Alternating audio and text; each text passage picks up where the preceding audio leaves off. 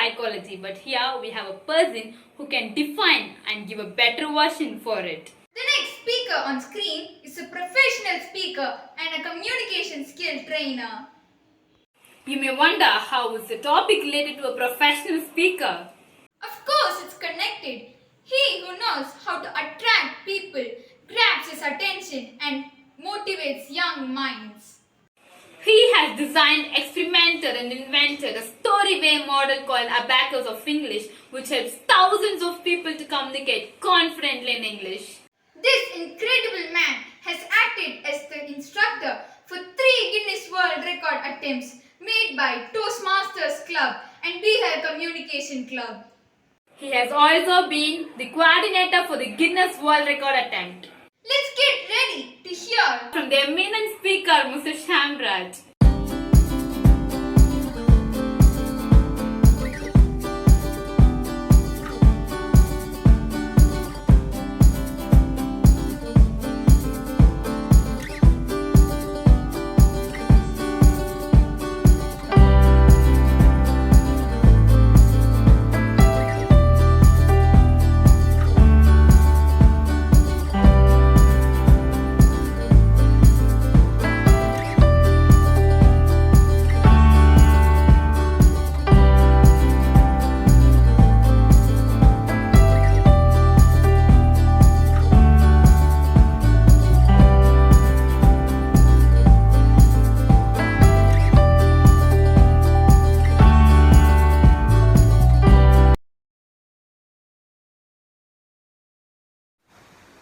Have you ever felt that your body gets warm and your palms get cold when you go up to the stage for a presentation or a speech?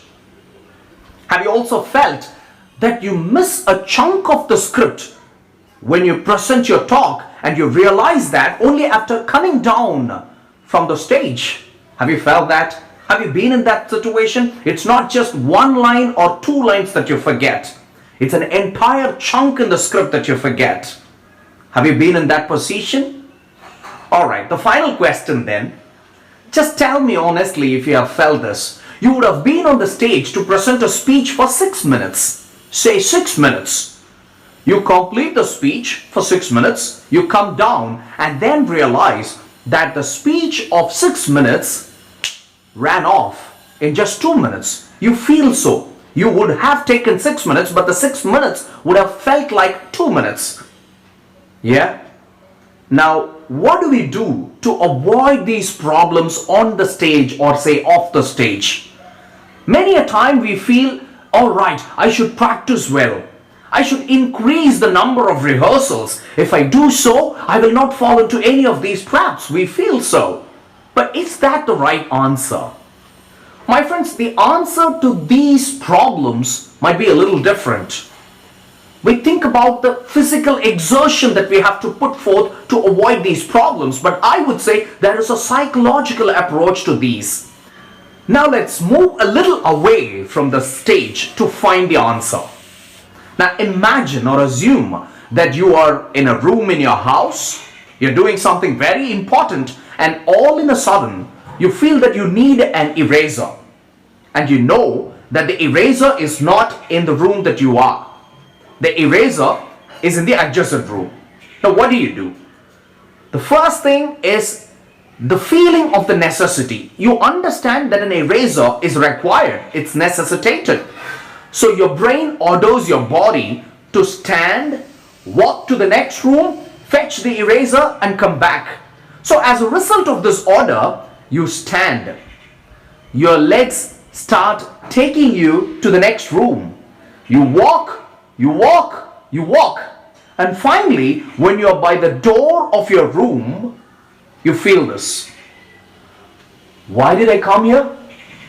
What was I doing? I'm sorry, I was looking for something. I don't remember what it is. Why did I come here? Have you felt that? You were actually looking for the eraser. And that happened just a few seconds ago. You decided to get it from the next room. You just walked a few steps, and how did you forget what you were looking for? Where did it go from your memory? Now, if you find the answer to this question, my dear friends, you will have the answer to all the problems that I quoted that you might face on the stage. Let us analyze this psychologically. What's happening here? Let's not get into it so scientifically. Let's not get into all the jargons. Let me give you an outline. My friend, you were thinking about something and in a few seconds it went off from your brain. What has happened? We all know that a human brain has been the inspiration behind the design of a modern day computer. The modern day computer has got a primary memory and a secondary memory. We humans have got a primary memory and a secondary memory. Now just imagine, this is not exactly how it is, just imagine that your secondary memory is here and your primary memory is here. Now what is the job of the secondary memory? It is to store all data. That's where you've got everything that you've experienced in this world till date.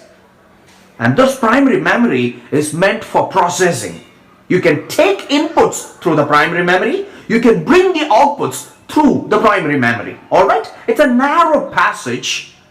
And here's the point to note. It is a one-way. Let me tell you again. It is a one-way. You can either take inputs inside or bring outputs outside. You cannot do them together. And people who do that are called multitaskers and they develop it as a skill, but a common man doesn't possess it. Now let's imagine this situation. I said that the primary memory can either take data inside or send data outside, and it cannot do both together. Now you were in your room looking for an eraser. Now what does the brain do? The brain sends outputs. It gives the signal to your body. It asks your body to walk to that room. Now this is where you need to understand that your brain does a lot of activities without your knowledge and your permission. Now you walk to the door, and that's where the brain experiences a few differences. See, when you move out of one room, you know that the temperature, the lighting, the noise, and many other factors change. When I move from this room to the next room, I know that the lighting gets different. There is a different noise pattern there. There is a difference in the temperature between this room and that room. Now what does the brain do? Without your permission. Note this point. Without your permission, your eyes are reading the difference in the lighting. They send that as an input to your brain. Your ears are listening to the difference in the noise patterns, and they're sending that data as an input to the brain. Your skin takes the temperature there and sends that to the brain. Now the brain, which was carrying an output, is being interrupted with an input signal or maybe many input signals. Now what happens is that your search for the eraser is being pushed behind. It is getting deprioritized.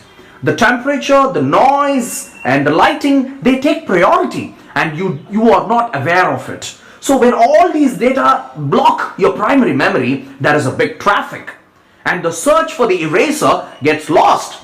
And that, my dear friends, is the reason for many of the people who forget what happened before to walk behind, to walk back to the place where they started. Have you felt that? You might have done this on many occasions. You go to the door, you forget why you came there or why you went there. What do? You start walking, like you take the reverse of what you did. You walk back, you come to the same place, and then you realize that you were looking for the eraser. So all those intervening inputs would be taken off, and your eraser once again gets prioritized. I believe you are now clear with how your brain actually operates, how many involuntary actions happen behind, and how that affects your everyday routine. Are you clear with it? Now this is the simple reason, or say the simple psychology behind your forgetting what you wanted to do in a few jiffies or seconds. Beautiful. Now let me give you another example where you can associate your activities with this very same psychology. I think this example can be a lot personal. We've all been students. We've all come across examinations. Now think of this. You prepare for an examination. You really prepare well. You have done all your homework very well, and you come up to this examination hall, the question paper is being issued, and you are with many of your other friends in that exam hall. What happens? Like, the question paper is simple. Assume that. It's very easy. You know the answer to all those questions. You sit there, you're about to start with your answers, and the first line of the derivation goes off.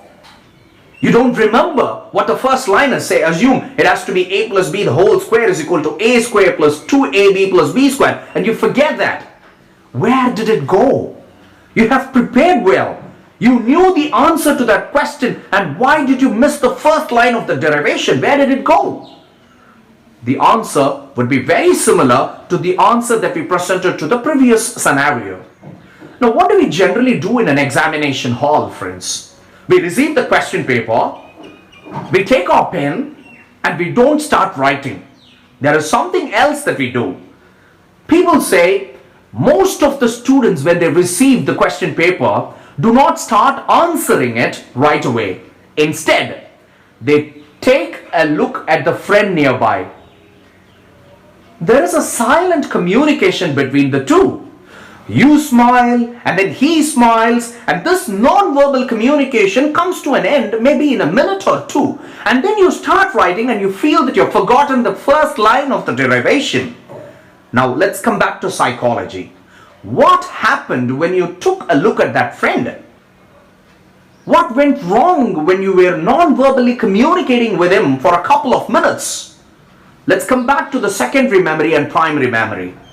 You know that the lessons are in your secondary memory, and you will have to bring them out to answer that question. So the output should come from the secondary memory, and then your hands would help you write those answers. But when that was about to happen, you created a traffic. You looked at your friend, and everything about your friend gets into your brain as input. Does he look confident? Is he happy? What did I do with him yesterday in that tea shop? Now everything runs in your brain. You're keeping your primary memory unnecessarily busy. That is not what actually your brain had to do at that point in time. We feel, oh my God, I have lost the answer. I don't remember it. It has gone off. No, it's just there. It's waiting for the signal. When you remove these unnecessary thoughts and keep your primary memory free, that answer would very easily travel outside. You sit in an examination hall, ensure that you don't look at your friend after the question paper is distributed. Got that? Now friends, we went through a few levels of psychology to understand why we forget certain things at the door and why we forget the answer to the questions in an examination hall. Shall we try to relate the same concept with why we have stage fear, or what goes wrong when we go up to the stage maybe for a presentation of 6 minutes? I have 3 questions to you, and let's check if this psychology can help us with the answer for all those questions.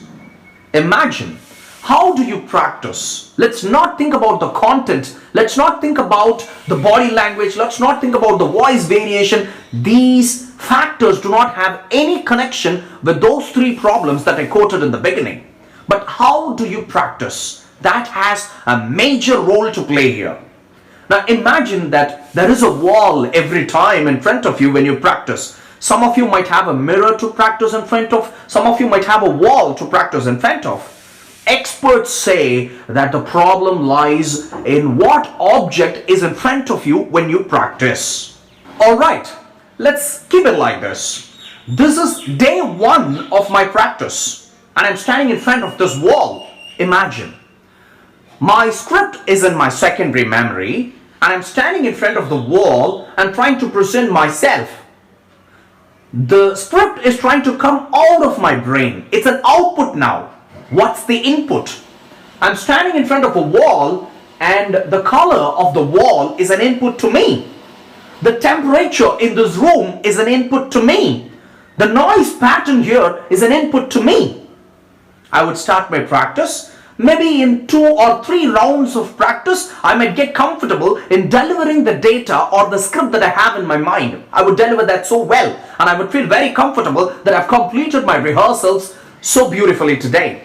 Now I come back to the same room on day 2. Understand? I come back to the same room on day 2. I stand in front of the same wall. I try to present the same data outside.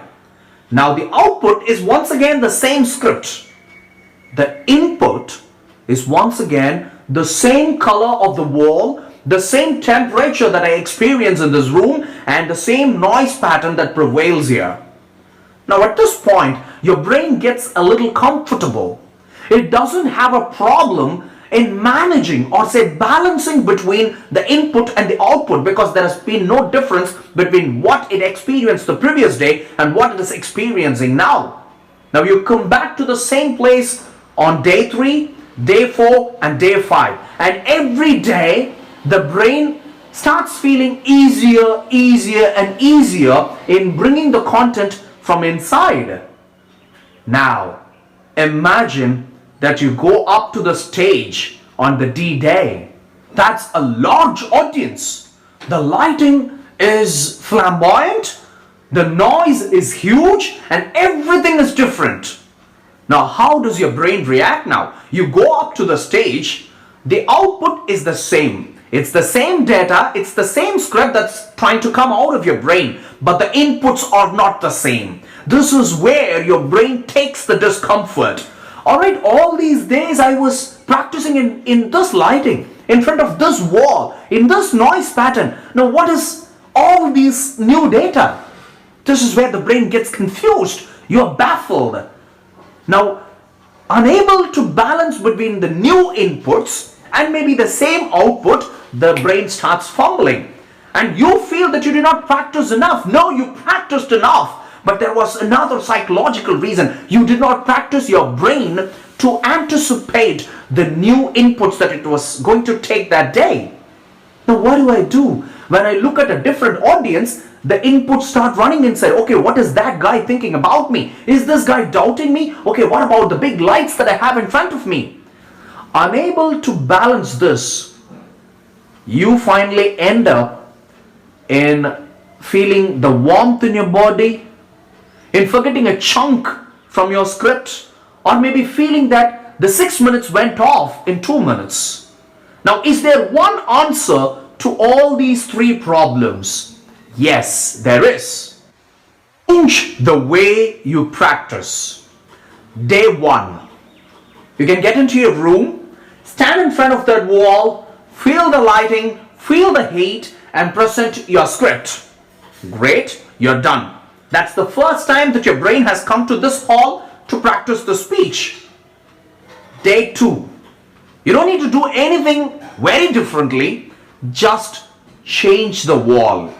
If you had been practicing against this wall, stand against this wall the next day. Let your eyes look at a different pattern in front of it, so that the brain starts practicing itself with a level of discomfort. Alright, this is not the same input that I got yesterday. I should know that I should balance between the new input and the same output. Day 3, practice against another wall, and if possible on day 4, change the room, so that your skin would give a difference in temperature, your ears would send a different noise pattern, and altogether your brain will know that every time that you present that output, that's going to be a different set of inputs that it would be in front of you. Many successful speakers do this. Many successful trainers practice this. You would have seen many people who meditate before they get up to the stage. You would observe them listening to some melodious songs before they start their presentation. Now all of this is just to keep the brain comfortable with the inputs and the outputs that it is going to handle. Check it out the next time, my dear people. It is not about the number of times you rehearse. It's not about the rounds of practice that you plan to take. It is about how uncomfortable you keep your brain during those practice sessions. Understand this brain exercise and you will very soon realize that before every presentation, every speech and every delivery that you plan to make, psychology matters. Thank you.